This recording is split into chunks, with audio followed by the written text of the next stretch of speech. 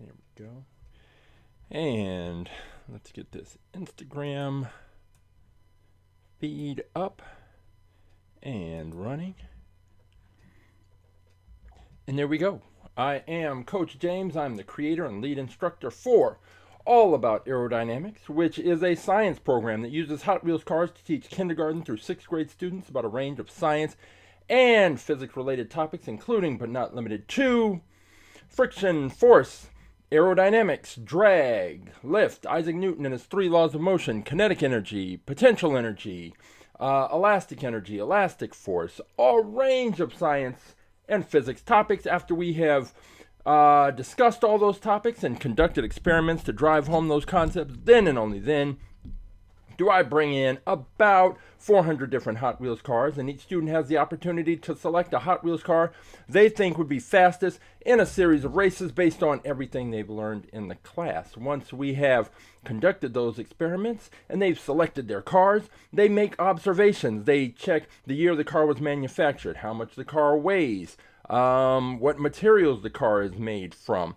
All the information that they can observe, they observe that, they document it, they put it into a spreadsheet, and then the only thing that's left to do is set up a 1/64th scale quarter-mile drag strip, and the students get to race their cars, and they observe how their cars perform. Did their cars perform up to or below their or below their expectations? And if they had the opportunity, would they select those same cars again, or would they make different choices based on everything that they have learned in the course? In the end, we have fun with Hot Wheels cars, and we learn science. What could be better?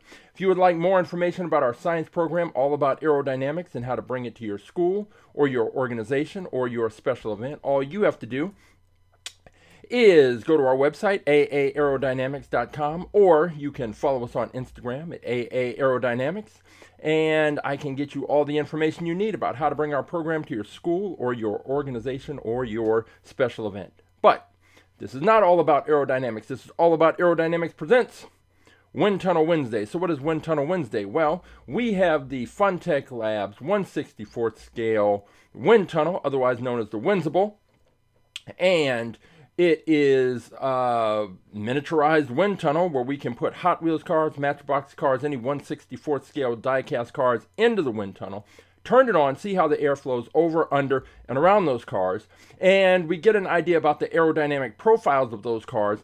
And most importantly, we get an idea about how much drag is going to impact those cars when they race. When do they race, you ask? Glad you asked. The cars race every Saturday morning at 11 a.m. Live on YouTube and Twitch with at AtTheTrack.live, which is our program where we introduce new cars into our fleet, and viewers have the opportunity to select a car that they want to see race. And all those cars race. We have a little tournament, and those cars compete to become our fastest in-fleet car. If you would like to select a car, all you have to do is go to AtTheTrack.live. You're going to have 3 options. One's the YouTube stream link, one's the Twitch stream link. The third link is the most important. That is the one that says choose your car. If you select that link, it will take you to this page. And on this page, all of the cars that are currently in the All About Aerodynamics at the Track Live fleet are listed and cataloged and numbered. And you can scroll through and check out the cars and find the car that you think would be faster than the cars that have been introduced, and faster than the cars that other people have picked. And once you find that car, all you have to do is click on it. Let's pick a random number. How about 217? Seems plenty random. 217. Car number 217 is the 2010 Ford Shelby GT500 Super Snake.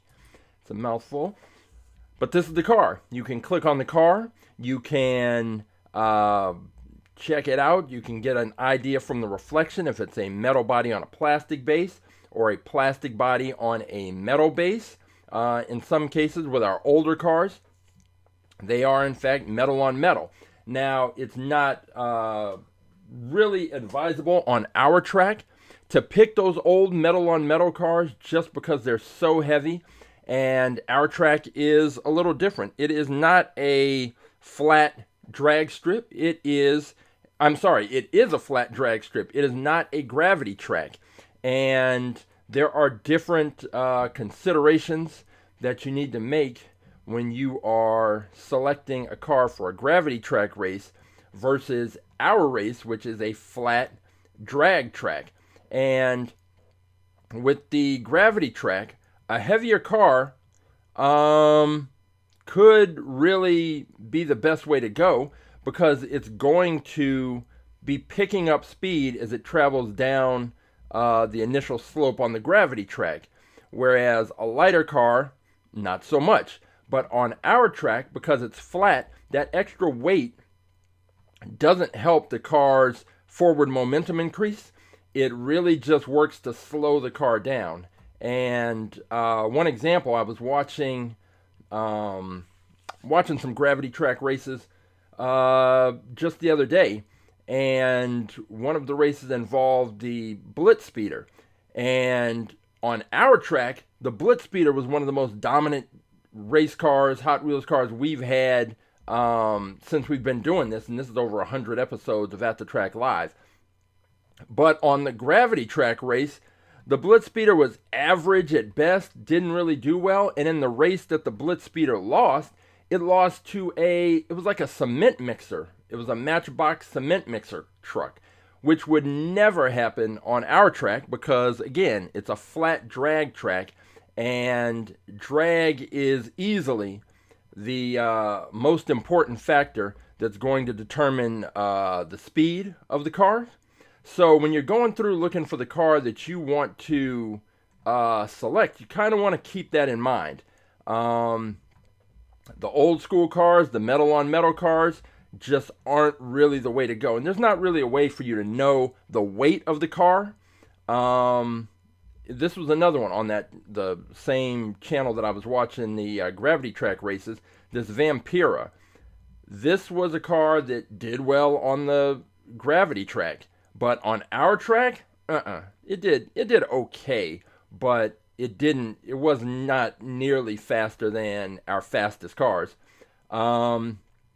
Just an example here, this Ice Tea. This is one I had when I was a kid, and it's pretty beat up. It used to have a cover, but you can tell it's just metal on metal. And even though it's a smaller car, it's going to be heavy. So this isn't really probably the way that you want to go if you want to win a race. But hey, pick the car that you want, and we'll take it to the track on Saturday and see what happens. But today, when you pick a car, what we're going to do is take it, we'll pull it, and we're going to put it in the wind tunnel.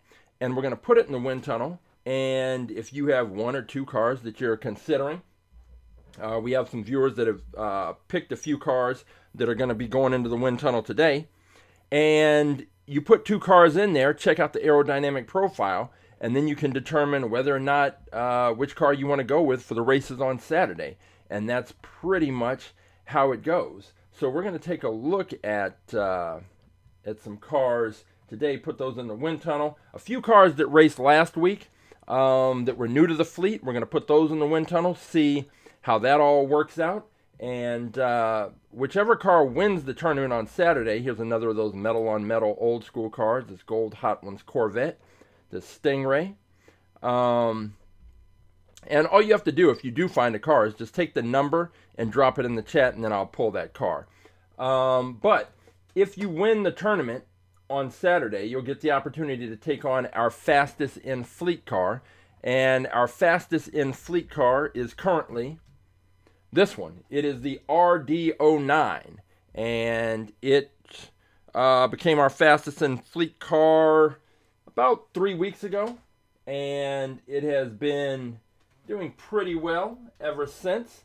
And it has an interesting, like the back end of the car with those 2 points.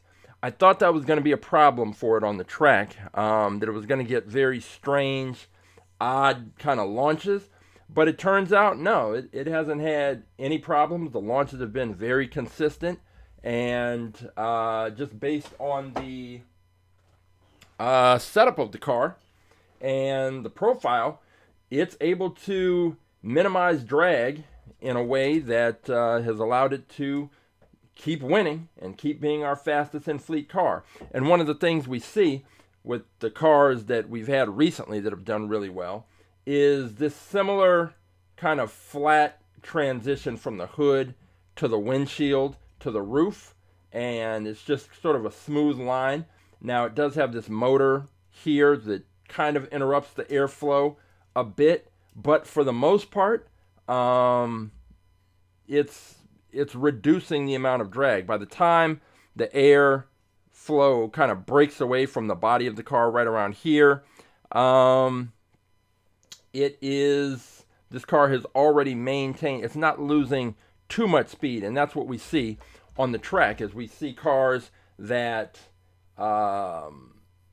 with poor aerodynamic profiles that just start to lose speed. And like, obviously all the cars are losing speed as they move down the track, but some it becomes much more obvious. And there's three forces that are working against the cars. Basically, it's drag, friction, and gravity. And most of the cars weigh within the same range, within a few grams of each other. But and then the friction part comes into play if the cars get a bad launch and sort of drift off to one side or the other. That can present a problem. But with the wheels scraping up against the sides of the track and the car kind of bouncing back and forth. But drag is the force that these cars need to overcome. And with all objects, the faster that they're moving, the more drag is a factor. So let's go ahead and put this car into the wind tunnel and see what it is about this one that gives it such a good aerodynamic profile. And so we have these little wheel stands to keep the car in place. This was something that we came up with pretty early on. Well, after a while of sort of trial and error and seeing these cars bounce around and move around in the wind tunnel, because essentially when I closed it like this, that little snap would cause the cars to roll either forwards or backwards. So we had to take care of that. But now let's go ahead and turn this thing on and see what we see. Now we did switch out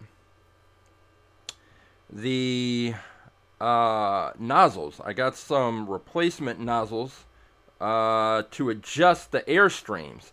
And with the newer nozzles, the air streams are much wider, and jury's kind of still out for me on whether or not that's the way to go, and that's what I want to see, or whether it's better to just stick to the standard traditional nozzles. But we're going to go with this right here. We're at 67 miles per hour. As I turn up the speed, it should clear up the view a little bit. So now we're up to 121 miles per hour, and this particular configuration of the nozzles has 4 streams, which is a little faint, but there's 1 at the bottom, 2, 3, and 4. Up here at the top, there's just smoke that kind of leaks out of the nozzle chamber, so we get a little bit of extra smoke there. But let's go ahead and turn this up. Becomes a little more clear. We're pushed up to 161 miles per hour, and you can see that there are 4 pretty distinct smoke streams. Now the one on the bottom is also going to be impacted by the wheel stands, so I don't really put too much weight into what we're seeing there. But when we get up to the second smoke stream, that's when we can see the airflow hitting this bumper, and then some of it's going down where you can see it's kind of a little brighter white color from the smoke there, and then it's coming up over the hood. And what we're seeing is that air as it comes up over the hood, that transition to the windshield and then the roof line, it's pretty smooth. It's not very turbulent, and that's what you want. You want that airflow to follow along the lines of the body. And back around here, like we expected, around the area of the engine, kind of breaks away a little bit. But what you'll see with some of the other cars is much more turbulent air. We had a Matchbox Porsche that we put into the wind tunnel last week, and the airflow was absolutely perfect over that car. There was no turbulence in terms of the air breaking away from the lines of the car. It was flowing right up over the car, and that lines up with what we saw when the car was on the track, because the car, it was our best performing Matchbox car that we've ever had on the track. And typically the Matchbox cars don't do as well on the track as the Hot Wheels cars, but this was the exception, and the good aerodynamic profile had a lot to do with that. So let's push this up to 174 miles per hour, and we're really just seeing more of the same. And it is that airflow is hitting right at that bumper, coming up over the top, and it is that fast moving air right over the top is still staying aligned with the body shape, and then it's kind of breaking off back here. And this is one of the reasons that this car has been and is our fastest in fleet car. It's got a great aerodynamic profile, and when we put some of these other vehicles in there, you're going to see the air doing all kinds of things, but this is pretty smooth. It's not as smooth, well, it's about as smooth as that Porsche, but that Porsche was really outstanding, and we hadn't seen an aerodynamic profile like that really since the Blitz Speeder. And it is just one of those things that you want to look to. So whatever car that you end up putting in, if you select a car that we put into the wind tunnel, this is the kind of thing you want to look for. Kind of a smooth, uninterrupted airflow. And we'll see what we get with some of those other, some of the other cars that we put in today. And wind this down just a bit. And that's the RD09, our fastest in fleet car. And hey Virgo, hey Christopher, hey Miles. We are gonna check out now. We had a car that I was hoping, it was actually a truck that I was hoping to see in the wind tunnel, but it didn't work out because it was a little too wide. So this one, the Polestar, I forget the actual name on it, like the TRX. It was the result of a contest that Polestar had to where the public and designers could come up with a concept vehicle for Polestar. And this is the one that won the contest. And it's very unique.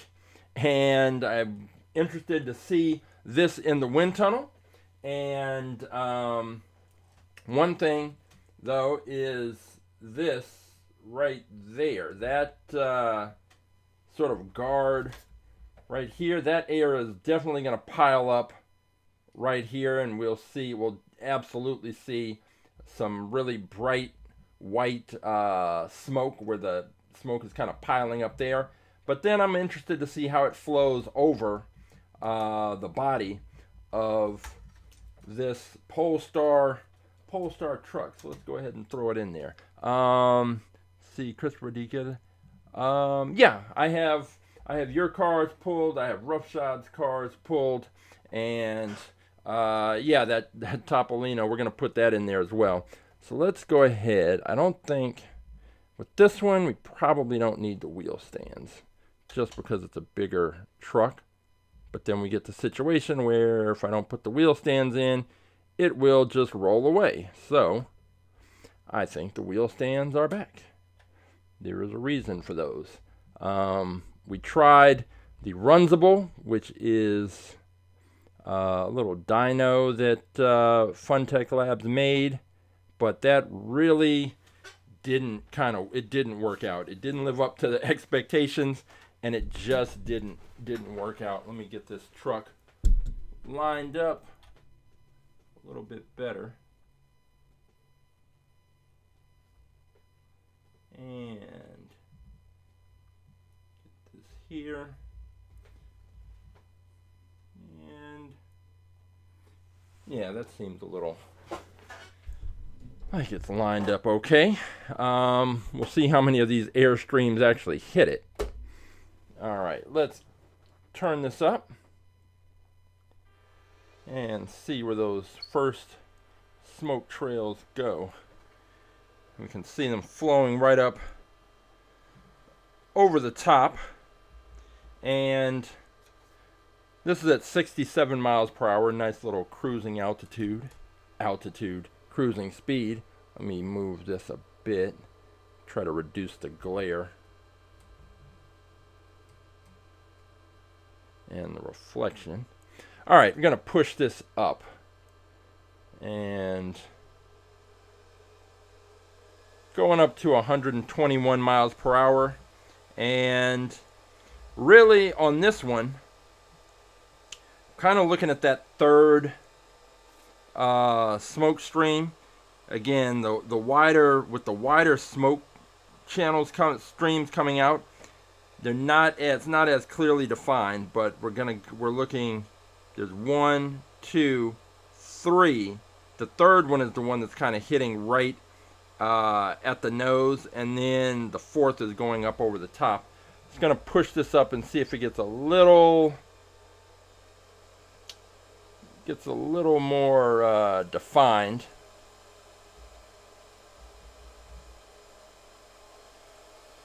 Push this up. This is at 161 miles per hour.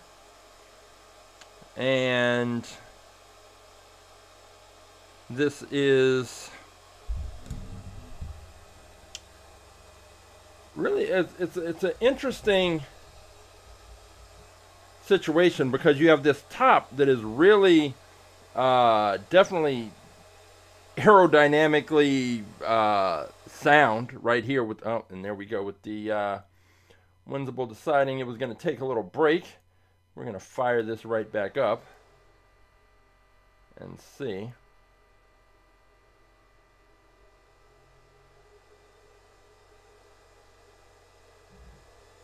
So on that top side, you have the air just kind of flowing right up over the top, but it's the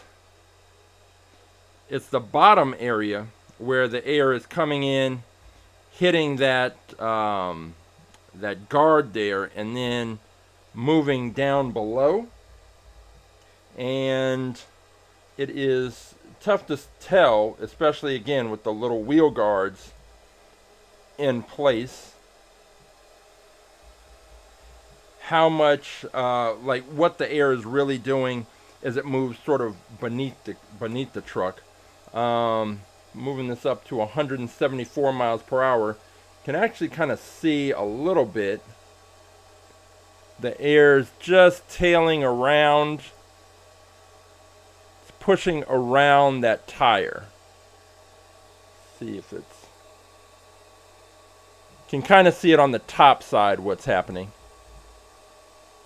How that air is just flowing out and around that tire.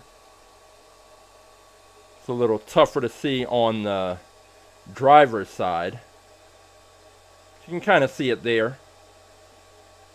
Right below the nose, that air is hitting that guard, and then it's coming around to the side, and then it's got to get around that tire. And while this is just a concept car, let me see if I can move this a bit. Trying to reduce the this background glare. But while this is just a concept vehicle, if it were a real vehicle, they would be trying to figure out ways to cut down on that airflow spreading out around the sides of the car. They try to control that airflow a bit more. Hey, Rough Shot, how you doing? So this was the Polestar. So the downside, like I said, is just yeah, that it's too wide. It's too wide to fit in our launcher. So we introduced it. We were looking at it, but it just doesn't fit. And that's what I'll show you here. The launcher, this Polestar, the wheels are just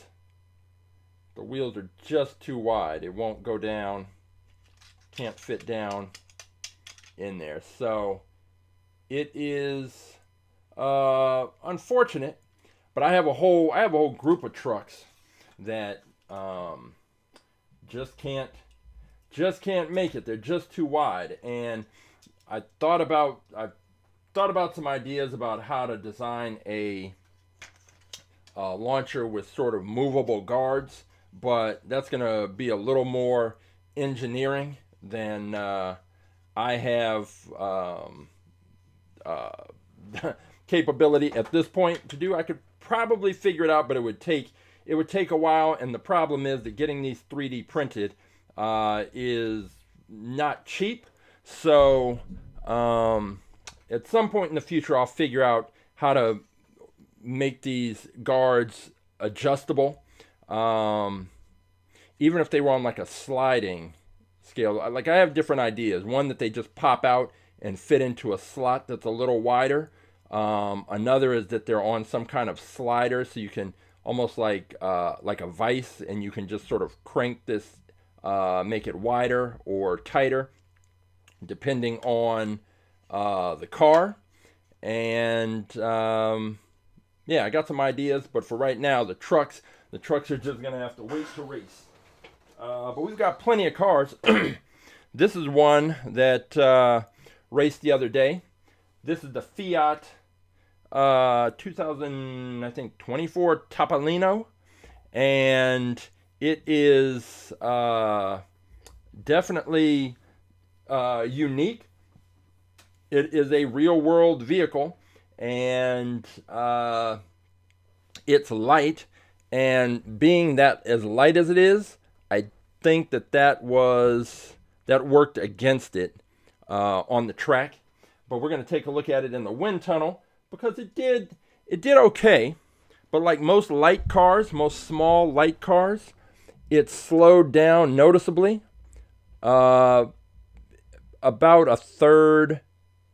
the last third of the track. And that is not what you want to see happen. And I think it's probably pretty easy to predict. What we're about to see is that air kind of stacking up right here in front, because it's just got such a huge frontal area. And this will go a long way to explain the performance that we saw. So let's go ahead and fire this up.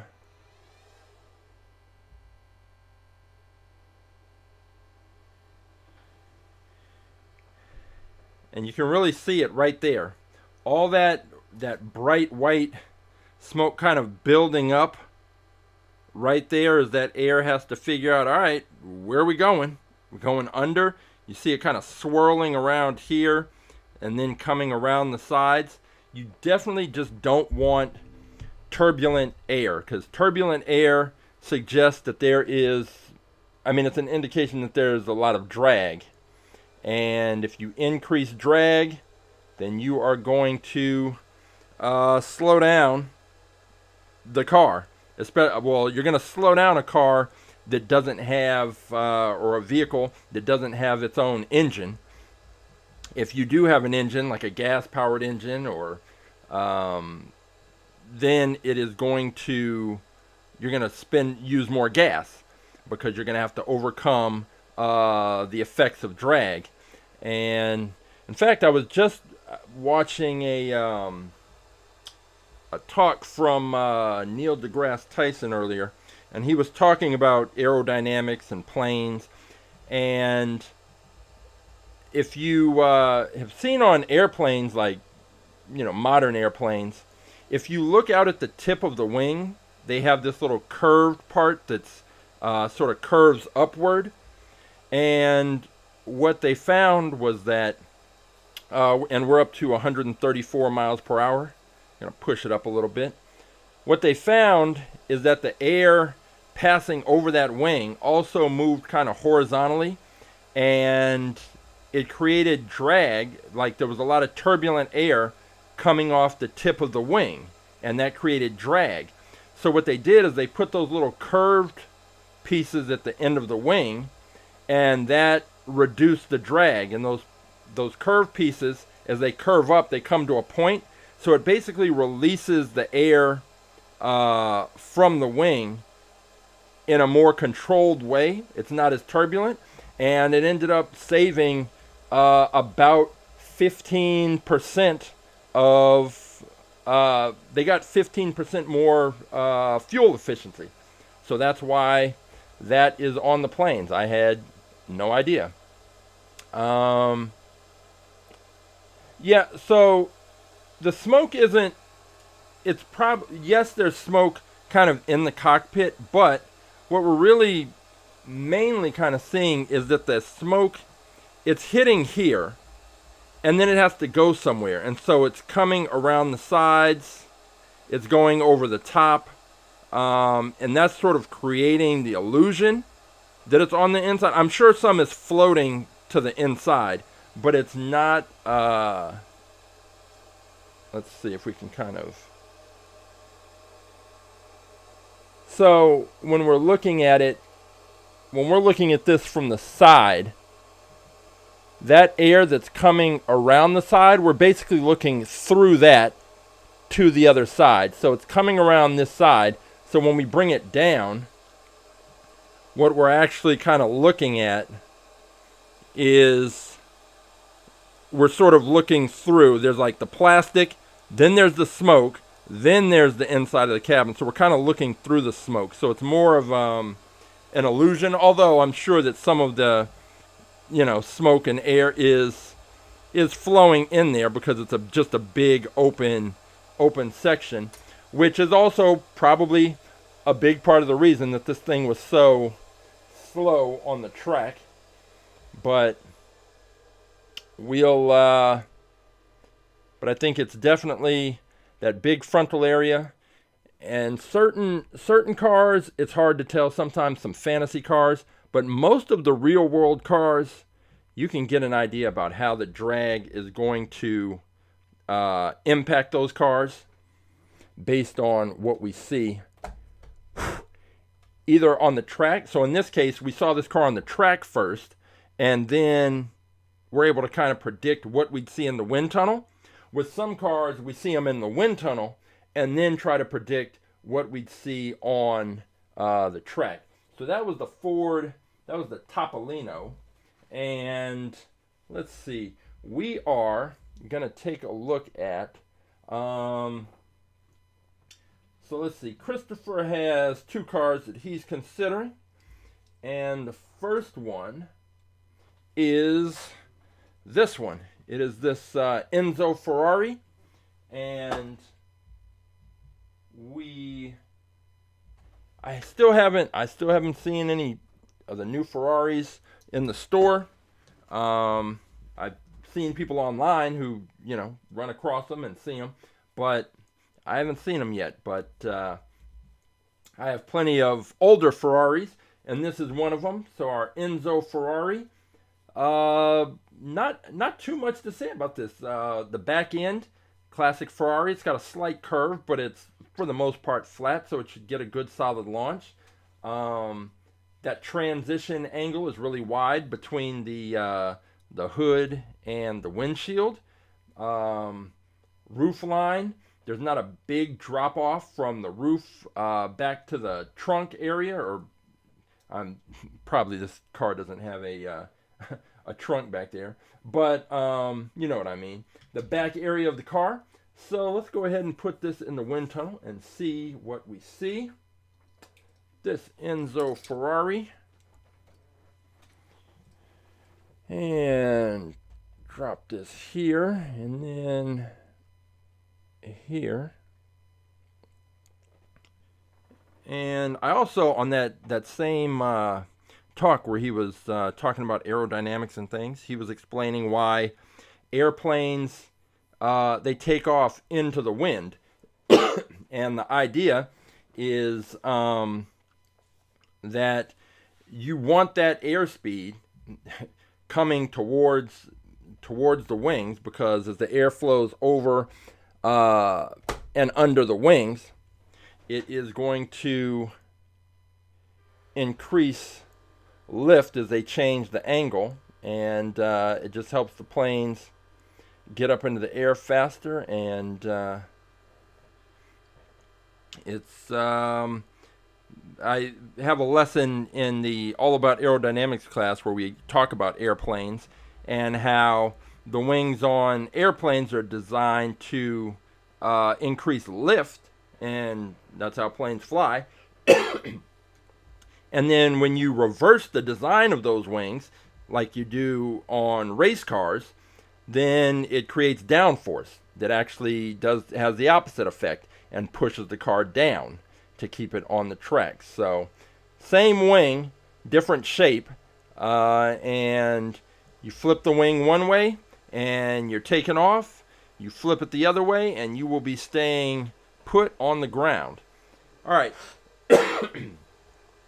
This Ferrari, pretty good aerodynamic profile. I am seeing though that just slightly, not a lot, but you can kind of just see the air as it hits this nose coming up over the top. Most of it is just kind of flowing along the hood, getting to the windshield, but you are seeing a bit of a little arc there. Not too bad. It's just really light right there. Just look in that area. I'm going to turn up the speed. Pushing this up to 134 miles per hour. And just see a little bit. It's like it's very faint. It's not there. It's not there all the time. I mean, it's there all the time, but you can just see it just slightly. Pulling right up there. Right there. So let's go ahead and push this speed up. 147. But I think for the most part, what we're seeing, 161. That air is still flowing up over the top, and we're not seeing a lot of turbulence and separation. So I think this is a pretty solid aerodynamic profile, as we would expect from a supercar, from a Ferrari. And I'm going to go up to 174.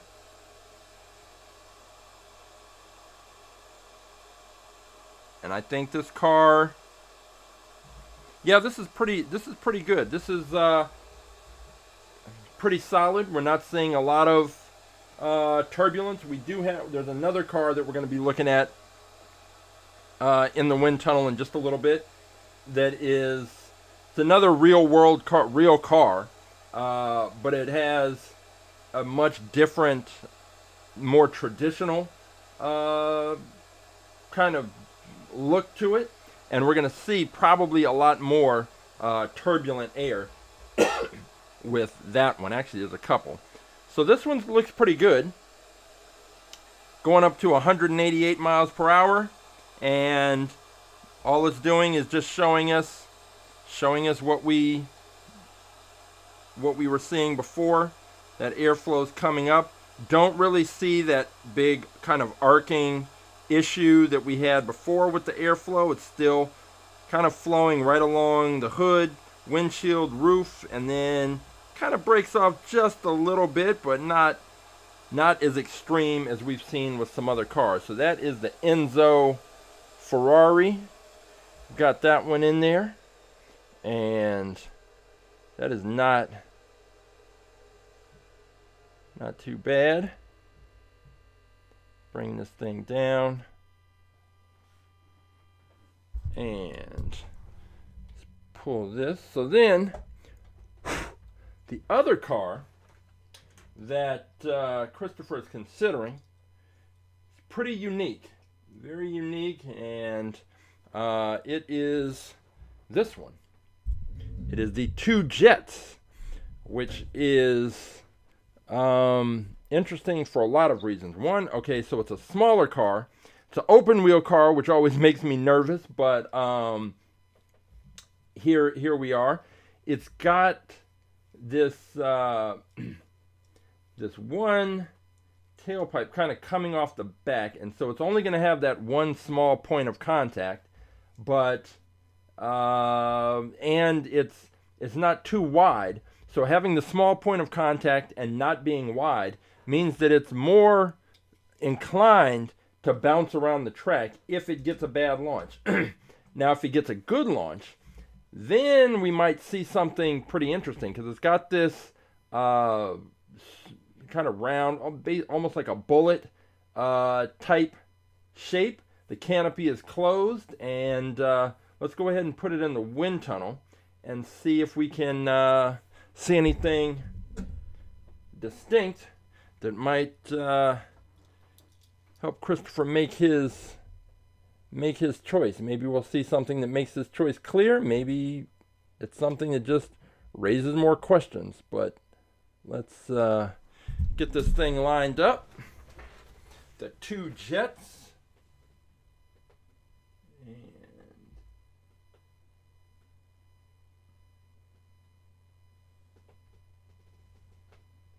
let's see. There we go. All right, got it lined up. It's a little far back. So let me move this up just a bit. All right, now we'll take a look at the two jets and see what we see. All right, let's fire this thing up. We are at, this is 67 miles per hour, and the air seems to be building up a bit in the front, and then you can kind of see it pulling off in this arc right here. But the question is, as we speed this up, will we continue to see that? So let's go ahead and push this up. Okay, so Christopher, he's seen enough. He's going with the two jets, pushing this up to 121 miles per hour. And we're getting a lot of air kind of building up right in the front. And then, so sometimes I wonder, if we didn't have the wheel stands there, would we see as much buildup in front of some of these cars? And since most of the Hot Wheels cars, the majority of them are pretty much flat on the bottom, I don't worry too much about what we're seeing down below, because for most of the cars, since they're all flat on the bottom, that part is going to be even. It's all going to be even. The part that's different is what's above on the top side, and the shapes and the angles and how the air is going to flow over, under, and around those areas. We're up to 147 miles per hour. And this, I don't see anything that would make me worry about whether or not this car was going to be slowed down by the impact of drag. It's just then you kind of get into a question about weight, and we know that lighter cars tend to be more susceptible to getting slowed down at the back end of the track than some of the other cars that are in that 32 to 36 gram weight range. And yeah, I mean, even though the air is kind of tailing off in this area. I think that this car should be okay. We're at 174 miles per hour, 188.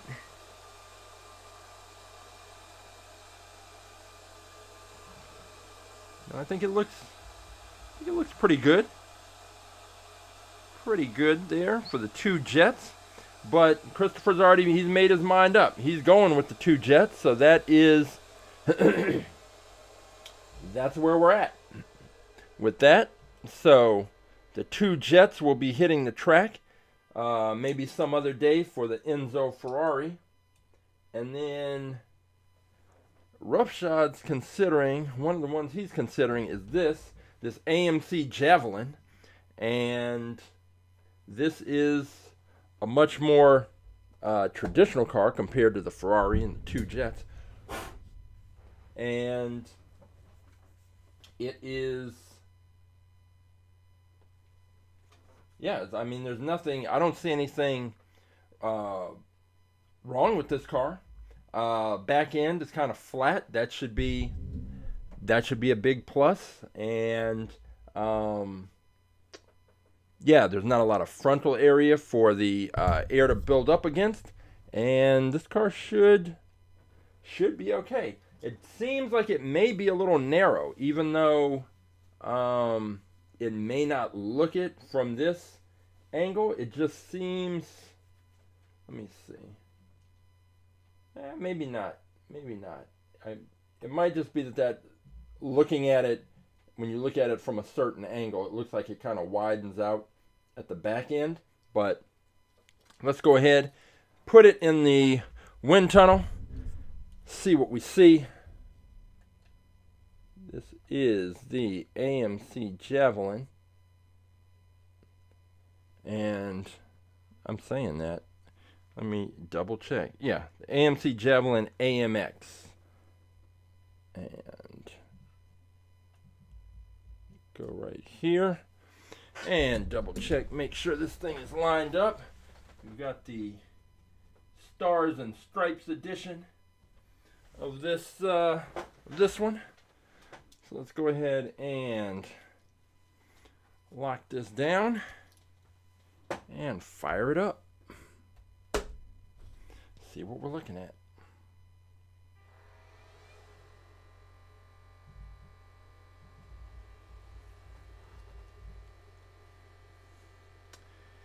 And so that air hitting that front bumper and then having to go over, under, or around.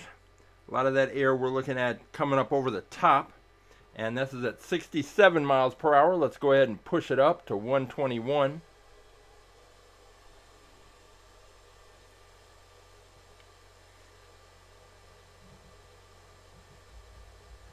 And again, I don't see that airflow is bad. I think it's pretty good. You got the air kind of stacking up here, coming up over the hood, hitting that windshield, coming up over the top. And we're not really seeing the air kind of break away as much as I thought we would in about this area, which is where it usually happens for most cars. Let's push this up to 134 miles per hour. Take it up again. 147.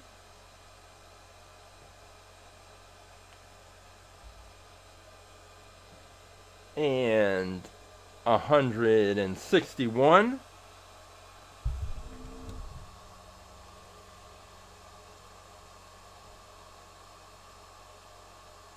Yeah, I think I expected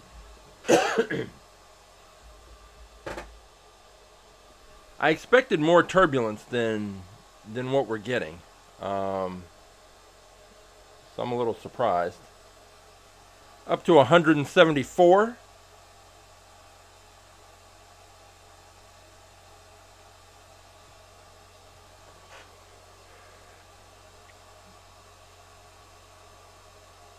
Yeah, not bad. Not bad at all. I think this car should be okay on the track. Should be okay, should be competitive. I don't see any reason why it shouldn't be. We're up to 188 miles per hour.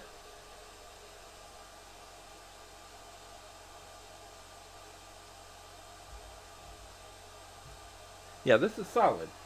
Solid car. And we are going to see how that plays out and whether or not that's the car Roughshod goes with. So let's dial this down a little bit.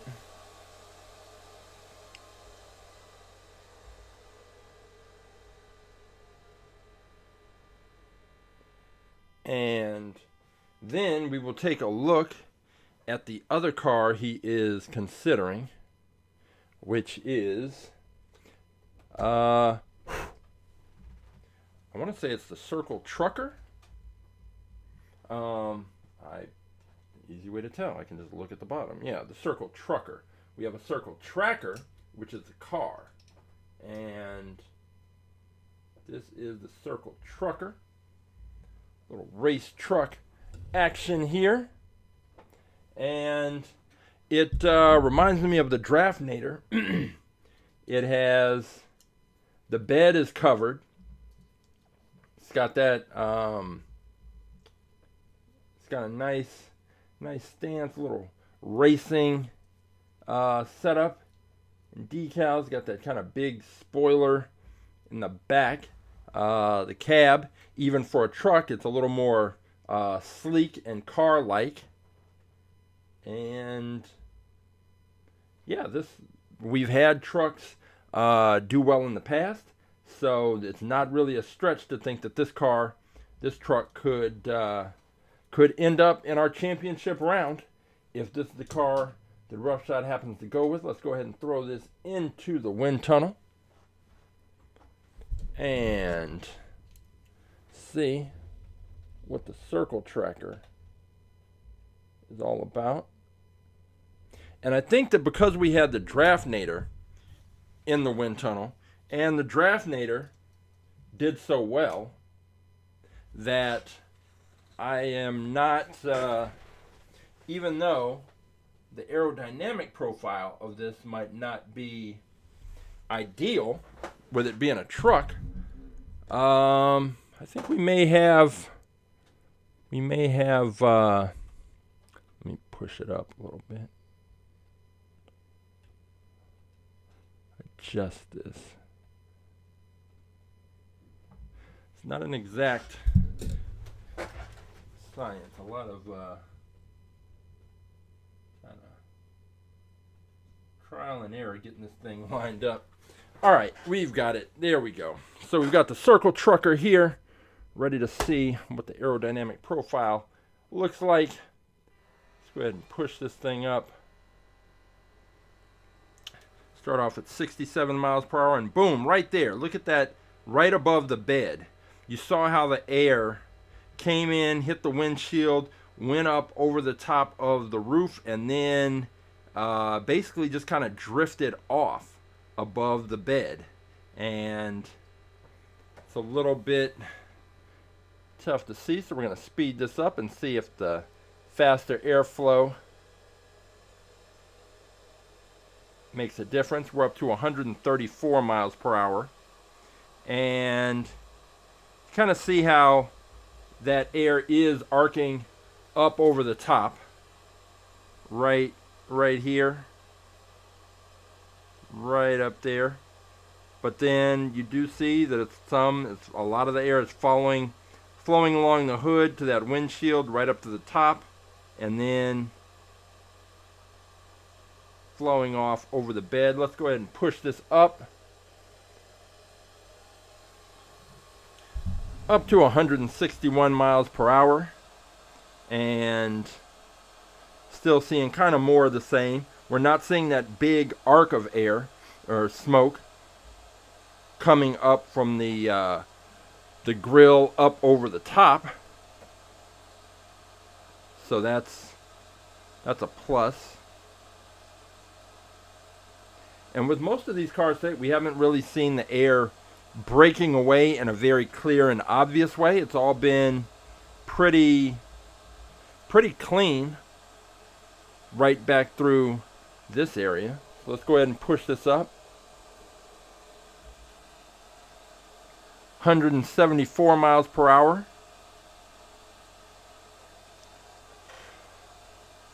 I think with this one, the back end is flat, so it'll press right up against the launching block. And, I mean, everything about it suggests to me, it's just saying draft, is giving me those Draftnator vibes. And that truck did very, very well. So, maybe this is the one that Roughshod goes with. It's hard to say. Or if he goes with that AMC Javelin AMX.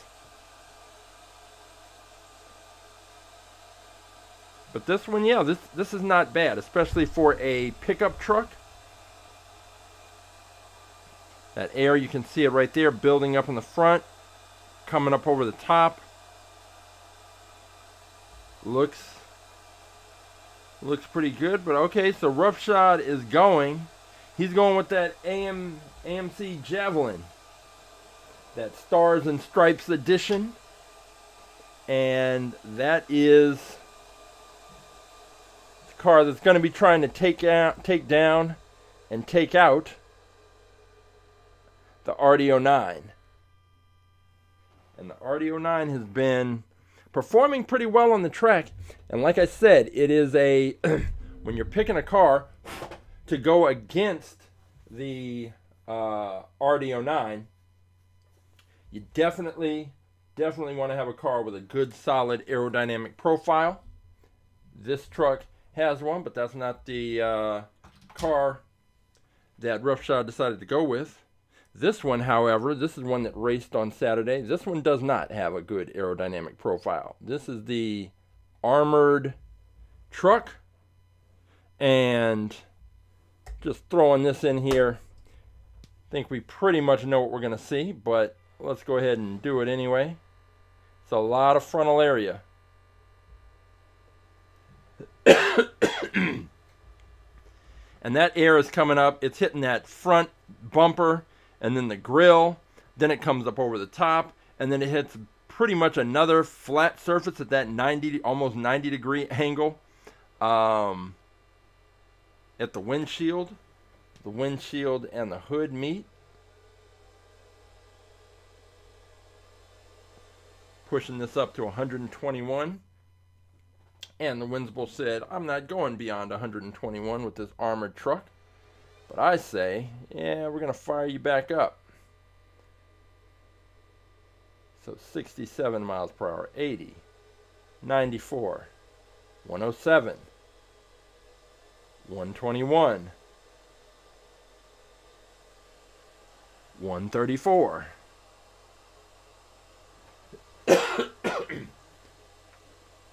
Yeah, this truck, it's all plastic on a metal base, but so it didn't weigh that much, but the aerodynamics just were not working in this truck's favor at all. This is at 134 miles per hour, bumping it up to 161.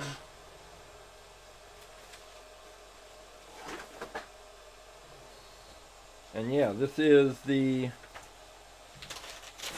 Hot Wheels SWAT truck, the armored truck.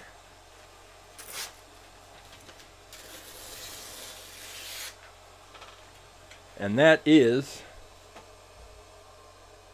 an example of a poor aerodynamic profile. Just not what you want to see at all.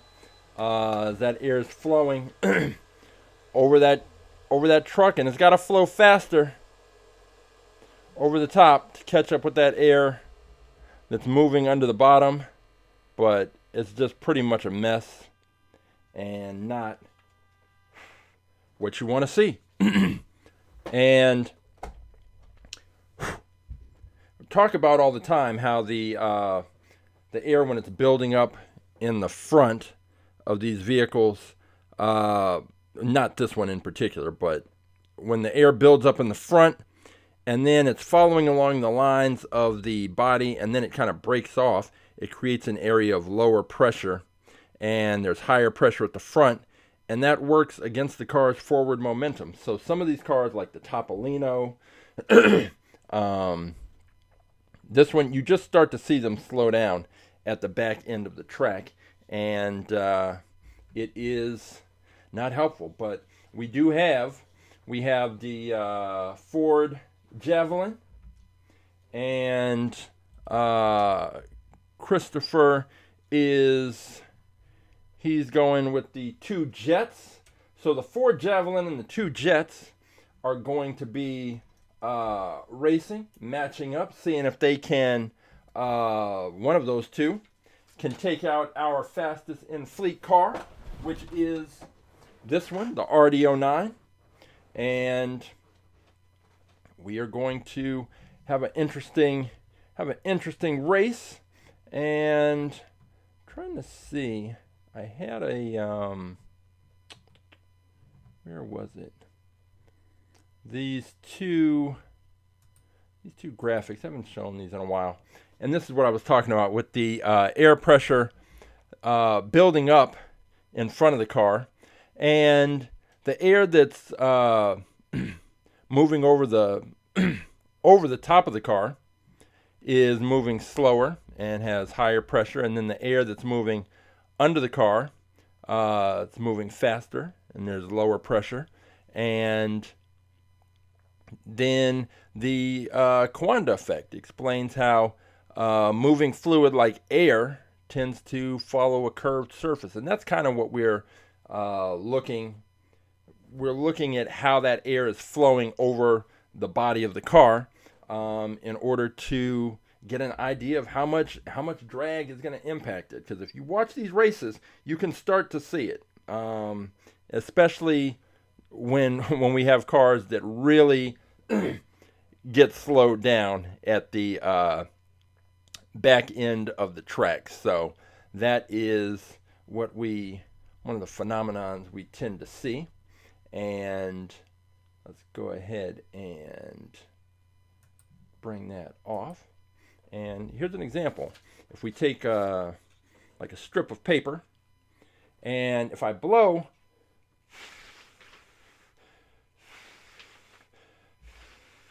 so I'm blowing across the top of this paper, the air here, and what we're getting is the lower pressure on the bottom,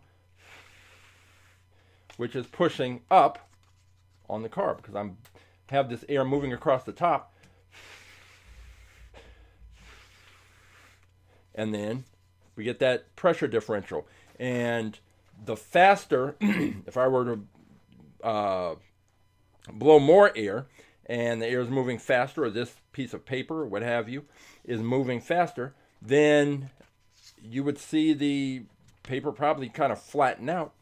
But it just goes to show that there is this air pressure, and it does impact objects that are trying to move through the air. And the whether it's a car or an airplane or you on a bicycle, whatever it is, you're moving through that air. You got to push that air out of the way. And depending on the shape and size of you, if you're on a bicycle, of the car or the airplane wing, what have you, it's going to determine how that air flows over, under, and around the object, and that will have a direct impact on speed. So that is that. So we have at least two cars lined up. I have a bunch of cars that I went to the store the other day, and it was one of those days where I just saw a lot of cars. So we're going to have some good cars introduced on Saturday that are going to race along with the two Jets and the AMC Javelin. And we're going to see if we can knock off the RD09. I was watching the RD09 on some other channel where they were doing gravity track races. The RD09 was in one set of races. The Blitzspeeder was in another set, and they both lost. The Blitzspeeder lost to a cement truck. So it just goes to show, on a gravity track, weight is helpful. On our track, it is not helpful. It will slow a big, heavy car down, as we saw with that SWAT armored truck. It will slow down at the back end. So there's different things to consider, but I'm always watching these gravity track races, just trying to see if there's a car that really stands out, because if there is, I want to get that car, bring it to our track, and see what happens. So always looking for cars to experiment with. We currently have 982 cars in the fleet, and we are inching closer to the 1,000th car, which we'll probably get to sometime mid-January. And I am still trying to figure out which car is going to be the 1,000th car. I'm pretty sure at this point I'm kind of leaning to an ID car. I'm been looking and trying to see which ID cars I don't have, and maybe picking one of those. Otherwise, maybe a Silver Series car. Those have plastic wheels. So still looking. Haven't made a final decision yet, but that is coming. 1,000 cars. So we're gonna have to do something. Have something special ready for that episode. But we will be here on Saturday, 11 a.m. Pacific on YouTube and Twitch, ready to race some cars, ready to review some cars, introducing new cars into the fleet, and just having fun with Hot Wheels.